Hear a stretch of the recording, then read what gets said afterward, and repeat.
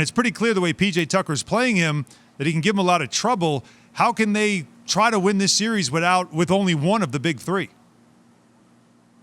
I don't think they can. If you don't see James Harden, and at this point I think Kyrie Irving, I would be shocked if we see Kyrie Irving in this series the rest of the way, based on the way that looked, the way he reacted as he was leaving the court, the way we heard him leaving the building. I'd be shocked if we see Kyrie. Now, he may be miraculous, but let's just focus on Harden.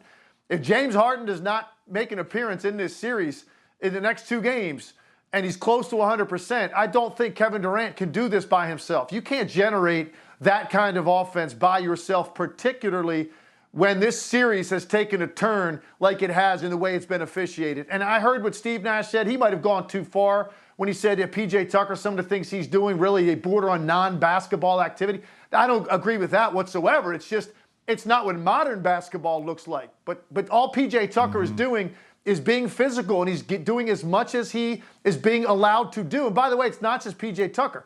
You also have two guys on that team that P.J. Tucker could funnel him to, and Giannis Antetokounmpo, who's a Defensive Player of the Year, and Jrue Holiday, who's a first-team all-league caliber defender. So you've got multiple guys out there that have made their bones in this league on the defensive end of the floor. And it starts with P.J. Tucker and getting inside of Kevin Durant's jersey, starting at 30 feet and riding him over screens and getting up under him when he's trying to land on jump shots and riding him to the rim so he can't be on balance when he tries to finish.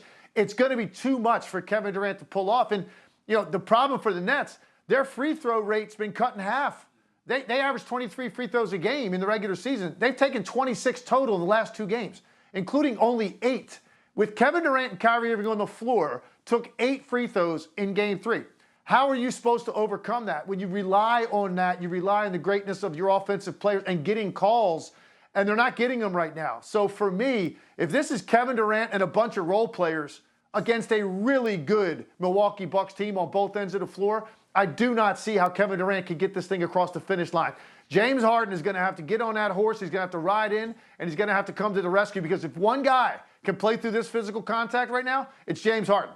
That's a guy that's going to get to the line 12 to 15 times if this is how physical the Bucks are going to be on the perimeter. Harden uses that against you as a defender, and he could turn things around, but remains to be seen. We haven't gotten a lot of word on whether he's going to be participating in this series. Certainly not yet heard if he's going to be out there for Game 5.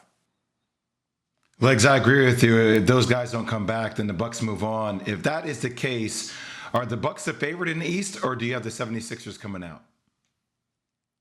Wow. Look, that to me is a toss-up. I would probably lean toward the Bucks in that situation, because I just think they've got more guys that can go generate offense for you. Now, to me, Embiid could be the differentiating factor between those two teams, because he's so unique in the way that he can dominate you, and no one really is prepared up front. But when you look at the Bucks, you've got a guy like Lopez who can go down there and bang with him. He's a phenomenal shot contester, shot blocker. He at least is a guy that can be there as a presence to bother Embiid, and obviously Antetokounmpo with his length down there could do the same. So you've got to have answers from a personnel standpoint for Joel Embiid, and I think the Bucks represent that. But to me, honestly, guys, that's a toss-up. It's interesting, with the Lakers gone and the way that their season flamed out and all the injuries they had going into that, now the Nets dealing with this, and if this is how it goes, and he's out there by himself, KD, and they lose, you take the Nets and the Lakers out of the equation, the two teams we expected to meet in the finals.